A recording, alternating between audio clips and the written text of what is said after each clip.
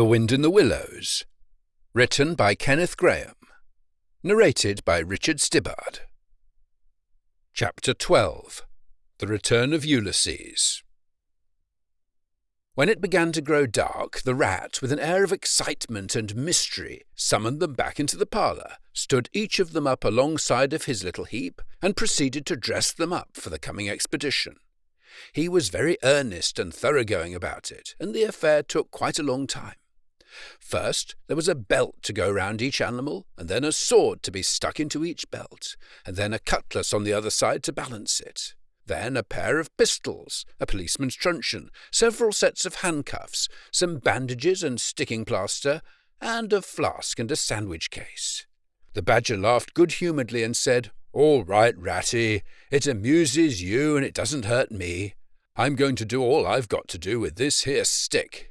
But the rat only said, "Please, Badger, you know I shouldn't like you to blame me afterwards and say I had forgotten anything." When all was quite ready, the badger took a dark lantern in one paw, grasped his great stick with the other, and said, "Now then, follow me. Mole first, because I'm very pleased with him. Rat next, Toad last. And look here, Toady, don't you chatter so much as usual, or you'll be sent back as sure as fate." The toad was so anxious not to be left out that he took up the inferior position assigned to him without a murmur, and the animals set off. The badger led them along by the river for a little way, and then suddenly swung himself over the edge into a hole in the river bank a little above the water.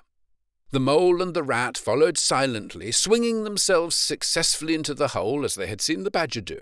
But when it came to Toad's turn, of course, he managed to slip and fall into the water with a loud splash and a squeal of alarm. He was hauled out by his friends, rubbed down and wrung out hastily, comforted and set on his legs, but the badger was seriously angry, and told him that the very next time he made a fool of himself, he would most certainly be left behind. So at last they were in the secret passage, and the cutting-out expedition had really begun. It was cold and dark and damp and low and narrow, and poor Toad began to shiver, partly from dread of what might be before him, partly because he was wet through. The lantern was far ahead, and he could not help lagging behind a little in the darkness. Then he heard the rat call out warningly, "Come on, Toad!" And a terror seized him of being left behind alone in the darkness, and he came on with such a rush that he upset the rat into the mole, and the mole into the badger, and for a moment all was confusion. The badger thought they were being attacked from behind, and as there was no room to use a stick or a cutlass, drew a pistol and was on the point of putting a bullet into Toad. When he found out what had really happened, he was very angry indeed, and said, "Now this time that tiresome Toad shall be left behind." But Toad whimpered, and the other two promised that they would be answerable for his good conduct, and at last the badger was pacified, and the procession moved on. Only this time the rat brought up the rear, with a firm grip on the shoulder of Toad. So they groped and shuffled along, with their ears pricked up and their paws on their pistols, till at last the badger said, "We ought by now to be pretty nearly under the hall." Then suddenly they heard, far away as it might be, and yet apparently nearly over their heads, a confused murmur of sound, as if people were shouting and cheering and stamping on the floor and hammering on tables. The toad's nervous terrors all returned, but the badger only remarked placidly, "They are going it, the weasels." The passage now began to slope upwards. They groped onward a little further, and then the noise broke out again, quite distinct this time and very close above them. "Ooray, ooray, ooray, ooray!" they heard, and the stamping of little feet on the floor, and the clinking of glasses as little fists pounded on the table. "What a time they're having," said the badger. "Come on." They hurried along the passage till it came to a full stop, and they found themselves standing under the trapdoor that led up into the butler's pantry. Such a tremendous noise was going on in the banqueting hall that there was little danger of their being overheard. The badger said, "Now, boys, all together," and the four of them put their shoulders to the trapdoor and heaved it back. Hoisting each other up, they found themselves standing in the pantry, with only a door between them and the banqueting hall, where their unconscious enemies were carousing. The noise as they emerged from the passage was simply deafening. At last, as the cheering and hammering slowly subsided, a voice could be made out saying, "Well, I do not propose to detain you much longer." Great applause. "But before I resume my seat," renewed cheering, "I should like to say one word about our kind host, Mr. Toad. We all know Toad." Great laughter. "Good Toad, modest Toad, honest Toad." Shrieks of merriment. "Only just let me get at him," muttered Toad, grinding his teeth. Hold hard a minute, said the Badger, restraining him with difficulty. Get ready, all of you. "Let me sing you a little song," went on the voice, "which I have composed on the subject of Toad." Prolonged applause. Then the Chief Weasel, for it was he, began in a high squeaky voice, "Toad he went a-pleasuring gaily down the street." The Badger drew himself up, took a firm grip of his stick with both paws, glanced round at his comrades and cried, "The hour is come! Follow me!" and flung the door open wide. My, what a squealing and a squeaking and a screeching filled the air! Well might the terrified weasels dive under the tables and spring madly up at the windows. Well might the ferrets rush wildly for the fireplace and get hopelessly jammed in the chimney. Well might tables and chairs be upset, and glass and china be sent crashing on the floor, in the panic of that terrible moment when the four heroes strode wrathfully into the room. The mighty Badger, his whiskers bristling, his great cudgel whistling through the air. Mole, black and grim, brandishing his stick and shouting his awful war cry, "A mole! A mole!" Rat, desperate and determined, his belt bulging with weapons of every age and every variety. Toad, frenzied with excitement and injured pride, swollen to twice his ordinary size, leaping into the air and emitting toad whoops that chilled them to the marrow. "Toad he went a-pleasuring," he yelled. "I'll pleasure 'em!"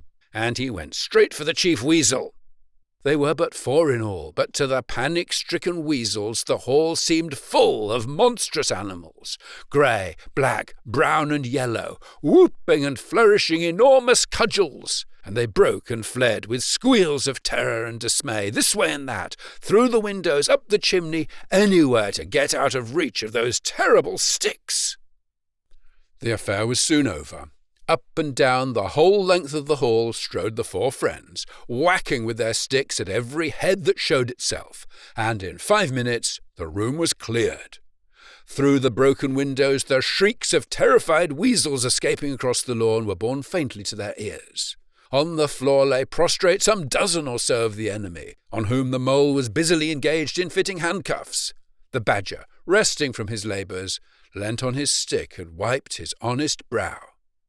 "Mole," he said, "you're the best of fellows. Just cut along outside and look after those stoat sentries of yours and see what they're doing. I've an idea that, thanks to you, we shan't have much trouble from them tonight." The Mole vanished promptly through a window, and the Badger bade the other two set a table on its legs again, pick up knives and forks and plates and glasses from the debris on the floor, and see if they could find materials for a supper. "I want some grub, I do," he said in that rather common way he had of speaking. "Stir your stumps, Toad, and look lively. We've got your house back for you, and you don't offer us so much as a sandwich." Toad felt rather hurt that the Badger didn't say pleasant things to him, as he had to the Mole, and tell him what a fine fellow he was and how splendidly he had fought. For he was rather particularly pleased with himself and the way he had gone for the Chief Weasel, and sent him flying across the table with one blow of his stick. But he bustled about, and so did the Rat, and soon they found some guava jelly in a glass dish, and a cold chicken, a tongue that had hardly been touched, some trifle, and quite a lot of lobster salad. And in the pantry they came across a basket full of French rolls and any quantity of cheese, butter, and celery. They were just about to sit down when the Mole clambered in through the window, chuckling with an armful of rifles. "It's all over," he reported. "From what I can make out, as soon as the stoats, who were very nervous and jumpy already, heard the shrieks and the yells and the uproar inside the hall, some of them threw down their rifles and fled. The others stood fast for a bit, but when the weasels came rushing out upon them, they thought they were betrayed, and the stoats grappled with the weasels, and the weasels fought to get away, and they wrestled and wriggled and punched each other, and rolled over and over, till most of them rolled into the river. They've all disappeared by now, one way or another, and I've got their rifles, so that's all right." "Excellent and deserving animal," said the Badger, his mouth full of chicken and trifle. "Now, there's just one more thing I want you to do, Mole, before you sit down to your supper along of us. And I wouldn't trouble you, only I know I can trust you to see a thing done. And I wish I could say the same of everyone I know. I'd send Rat if he wasn't a poet. I want you to take those fellows on the floor there upstairs with you, and have some bedrooms cleaned out and tidied up and made really comfortable. See that they sweep under the beds, and put clean sheets and pillowcases on, and turn down one corner of the bedclothes, just as you know it ought to be done, and have a can of hot water and clean towels and fresh cakes of soap put in each room. And then you can give them a licking apiece, if it's any satisfaction to you, and put them out by the back door, and we shan't see any more of them, I fancy. And then come along and have some of this cold tongue. It's first rate. I'm very pleased with you, Mole." The good-natured Mole picked up a stick, formed his prisoners up in a line on the floor and gave them the order, "Quick march!" and led his squad off up to the upper floor. After a time he appeared again, smiling, and said that every room was ready and as clean as a new pin. And I didn't have to lick them either, he added. I thought on the whole they had had licking enough for one night, and the weasels, when I put the point to them, quite agreed with me, and said they wouldn't think of troubling me. They were very penitent, and said they were extremely sorry for what they had done, but it was all the fault of the chief weasel and the stoats, and if ever they could do anything for us at any time to make up, we had only got to mention it. So I gave them a roll apiece and let them out at the back, and off they ran as hard as they could. Then the Mole pulled his chair up to the table and pitched into the cold tongue, and Toad, like the gentleman he was, put all his jealousy from him and said heartily, "Thank you kindly, dear Mole, for all your pains and trouble tonight, and especially for your cleverness this morning." The Badger was pleased at that and said, "There spoke my brave Toad." So they finished their supper in great joy and contentment, and presently retired to rest between clean sheets, safe in Toad's ancestral home, won back by matchless valour, consummate strategy, and a proper handling of sticks. The following morning, Toad, who had overslept himself as usual, came down to breakfast disgracefully late, and found on the table a certain quantity of eggshells, some fragments of cold and leathery toast, a coffee-pot 3/4 empty, and really very little else, which did not tend to improve his temper, considering that, after all, it was his own house. Through the French windows of the breakfast-room he could see the Mole and the Water-Rat sitting in wicker chairs out on the lawn, evidently telling each other stories, roaring with laughter and kicking their short legs up in the air. The Badger, who was in an armchair and deep in the morning paper, merely looked up and nodded when Toad entered the room. But Toad knew his man, so he sat down and made the best breakfast he could, merely observing to himself that he would get square with the others sooner or later. When he had nearly finished, the Badger looked up and remarked rather shortly, "I'm sorry, Toad, but I'm afraid there's a heavy morning's work in front of you. You see, we really ought to have a banquet at once to celebrate this affair. It's expected of you. In fact, it's the rule." "Oh, all right," said the Toad readily. "Anything to oblige. Though why on earth you should want to have a banquet in the morning, I cannot understand. But you know I do not live to please myself, but merely to find out what my friends want, and then try and arrange it for 'em. You dear old Badger." "Don't pretend to be stupider than you really are," replied the Badger crossly, "and don't chuckle and splutter in your coffee while you're talking. It's not manners. What I mean is, the banquet will be at night, of course, but the invitations will have to be written and got off at once, and you've got to write 'em. Now sit down at that table. There's stacks of letter paper on it with Toad Hall at the top in blue and gold, and write invitations to all our friends, and if you stick to it we shall get them out before luncheon. And I'll bear a hand too, and take my share of the burden. I'll order the banquet." "What?" cried Toad, dismayed. "Me stop indoors and write a lot of rotten letters on a jolly morning like this, when I want to go around my property and set everything and everybody to rights and swagger about and enjoy myself? Certainly not. I'll see you— Stop a minute, though. Why, of course, dear Badger, what is my pleasure or convenience compared with that of others? You wish it done, and it shall be done. Go, Badger, order the banquet, order what you like. then join our young friends outside in their innocent mirth, oblivious of me and my cares and toils. I sacrifice this fair morning on the altar of duty and friendship." The Badger looked at him very suspiciously, but Toad's frank, open countenance made it difficult to suggest any unworthy motive in this change of attitude. He quitted the room accordingly in the direction of the kitchen, and as soon as the door had closed behind him, Toad hurried to the writing table. A fine idea had occurred to him while he was talking. He would write the invitations, and he would take care to mention the leading part he had taken in the fight, and how he had laid the chief weasel flat, and he would hint at his adventures and what a career of triumph he had to tell about. And on the fly-leaf he would set out a sort of programme of entertainment for the evening, something like this as he sketched it out in his head. Speech by Toad. There will be other speeches by Toad during the evening. Address by Toad. Synopsis. Our prison system. The waterways of Old England. Horse stealing and how to deal. Property, its rights and its duties. Back to the land. A typical English squire. Song by Toad, composed by himself. Other compositions by Toad will be sung in the course of the evening by the composer. The idea pleased him mightily, and he worked very hard and got all the letters finished by noon, at which hour it was reported to him that there was a small and rather bedraggled weasel at the door, inquiring timidly whether he could be of any service to the gentleman. Toad swaggered out and found it was one of the prisoners of the previous evening, very respectful and anxious to please. He patted him on the head, shoved the bundle of invitations into his paw, and told him to cut along quick and deliver them as fast as he could. And if he liked to come back again in the evening, perhaps there might be a shilling for him, or again, perhaps there mightn't. And the poor weasel seemed really quite grateful, and hurried off eagerly to do his mission.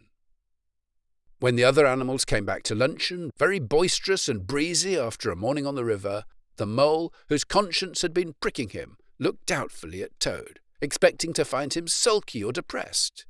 Instead, he was so uppish and inflated that the mole began to suspect something, while the rat and the badger exchanged significant glances.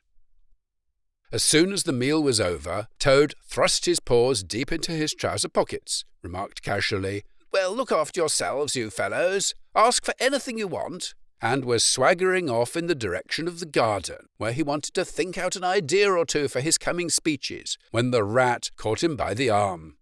Toad rather suspected what he was after, and did his best to get away, but when the badger took him firmly by the other arm, he began to see that the game was up. The two animals conducted him between them into the small smoking room that opened out of the entrance hall, shut the door, and put him into a chair.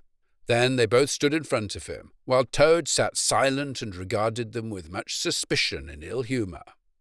"Now look here, Toad," said the rat, "it's about this banquet, and very sorry I am to have to speak to you like this. But we want you to understand clearly, once and for all, that there are going to be no speeches and no songs. Try and grasp the fact that on this occasion we're not arguing with you, we're just telling you." Toad saw that he was trapped. They understood him. They saw through him. They had got ahead of him. His pleasant dream was shattered. "Mayn't I sing them just one little song?" he pleaded piteously. "No, not one little song," replied the rat firmly, though his heart bled as he noticed the trembling lip of the poor disappointed Toad. "It's no good, Toady. You know well that your songs are all conceit and boasting and vanity, and your speeches are all self-praise and gross exaggeration and gas," put in the badger in his common way. "It's for your own good, Toady," went on the rat. "You know you must turn over a new leaf sooner or later, and now seems a splendid time to begin, a sort of turning point in your career. Please don't think that saying all this doesn't hurt me more than it hurts you." Toad remained a long while plunged in thought. At last he raised his head, and the traces of strong emotion were visible on his features. "You have conquered, my friends," he said in broken accents. "It was, to be sure, but a small thing that I asked, merely leave to blossom and expand for yet one more evening, to let myself go and hear the tumultuous applause that always seems to me, somehow, to bring out my best qualities. However, you are right, I know, and I am wrong. Henceforth I will be a very different Toad. My friends, you shall never have occasion to blush for me again. But, oh dear, this is a hard world." And, pressing his handkerchief to his face, he left the room with faltering footsteps. "Badger," said the rat, "I feel like a brute. I wonder what you feel like." "Oh, I know," said the badger gloomily. "But the thing had to be done. This good fellow has got to live here and hold his own and be respected. Would you have him a common laughing-stock, mocked and jeered at by stoats and weasels?" "Of course not," said the rat. "And talking of weasels, it's lucky we came across that little weasel, just as he was setting out with Toad's invitations. I suspected something from what you told me, and had a look at one or two. They were simply disgraceful. I confiscated the lot, and the good mole is now sitting in the blue boudoir, filling up plain, simple invitation cards." At last the hour for the banquet began to draw near, and Toad, who on leaving the others had retired to his bedroom, was still sitting there melancholy and thoughtful. His brow resting on his paw, he pondered long and deeply. Gradually his countenance cleared, and he began to smile, long, slow smiles. Then he took to giggling in a shy, self-conscious manner. At last he got up, locked the door, drew the curtains across the windows, collected all the chairs in the room and arranged them in a semicircle, and took up his position in front of them, swelling visibly. Then he bowed, coughed twice, and, letting himself go, with uplifted voice he sang, to the enraptured audience that his imagination so clearly saw, "Toad's last little song. The Toad came home. There was panic in the parlours and howling in the halls. There was crying in the cowsheds and shrieking in the stalls when the Toad came home. Oh, when the Toad came home, there was smashing in of window and crashing in of door. There was chivvying of weasels that fainted on the floor when the Toad came home. Bang go the drums, the trumpeters are tooting, and the soldiers are saluting, and the cannon they are shooting, and the motor cars are hooting as the hero comes. Shout, hooray! And let each one of the crowd try and shout it very loud, in honour of an animal of whom you're justly proud, for it's Toad's great day." He sang this very loud, with great unction and expression, and when he had done, he sang it all over again. Then he heaved a deep sigh, a long, long, long sigh. Then he dipped his hairbrush in the water jug, parted his hair in the middle, and plastered it down very straight and sleek on each side of his face, and, unlocking the door, went quietly down the stairs to greet his guests, who he knew must be assembling in the drawing-room. All the animals cheered when he entered, and crowded round to congratulate him and say nice things about his courage and his cleverness and his fighting qualities. But Toad only smiled faintly and murmured, "Not at all," or sometimes, for a change, "On the contrary." Otter, who was standing on the hearthrug, describing to an admiring circle of friends exactly how he would have managed things had he been there, came forward with a shout, threw his arm round Toad's neck, and tried to take him round the room in triumphal progress. But Toad, in a mild way, was rather snubby to him, remarking gently as he disengaged himself, "Badger's was the mastermind. The mole and the water rat bore the brunt of the fighting. I merely served in the ranks and did little or nothing." The animals were evidently puzzled and taken aback by this unexpected attitude of his, and Toad felt, as he moved from one guest to the other, making his modest responses, that he was an object of absorbing interest to every one. The Badger had ordered everything of the best, and the banquet was a great success. There was much talking and laughter and chaff among the animals, but through it all Toad, who of course was in the chair, looked down his nose and murmured pleasant nothings to the animals on either side of him. At intervals he stole a glance at the badger and the rat, and always when he looked they were staring at each other with their mouths open, and this gave him the greatest satisfaction. Some of the younger and livelier animals, as the evening wore on, got whispering to each other that things were not so amusing as they used to be in the good old days, and there were some knockings on the table and cries of, "Toad! Speech! Speech from Toad! Song! Mr. Toad's song!" But Toad only shook his head gently, raised one paw in mild protest, and, by pressing delicacies on his guests, by topical small talk, and by earnest inquiries after members of their families, not yet old enough to appear at social functions, managed to convey to them that this dinner was being run on strictly conventional lines. He was indeed an altered Toad. After this climax, the four animals continued to lead their lives, so rudely broken in upon by civil war, in great joy and contentment, undisturbed by further risings or invasions. Toad, after due consultation with his friends, selected a handsome gold chain and locket set with pearls, which he dispatched to the jailer's daughter with a letter that even the badger admitted to be modest, grateful, and appreciative. And the engine driver in his turn was properly thanked and compensated for all his pains and trouble. Under severe compulsion from the badger, even the bargewoman was, with some trouble, sought out and the value of her horse discreetly made good to her, though Toad kicked terribly at this, holding himself to be an instrument of fate, sent to punish fat women with mottled arms who couldn't tell a real gentleman when they saw one.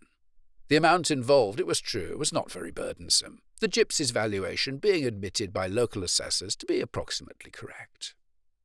Sometimes in the course of long summer evenings the friends would take a stroll together in the wild wood, now successfully tamed so far as they were concerned, and it was pleasing to see how respectfully they were greeted by the inhabitants, and how the mother weasels would bring their young ones to the mouths of their holes and say, pointing, "Look, baby, there goes the great Mr. Toad. And that's the gallant water rat, a terrible fighter, walking along a him. And yonder comes the famous Mr. Mole, of whom you so often have heard your father tell." But when their infants were fractious and quite beyond control, they would quiet them by telling how, if they didn't hush them and not fret them, the terrible grey badger would up and get them. This was a base libel on Badger, who, though he cared little about society, was rather fond of children, but it never failed to have its full effect.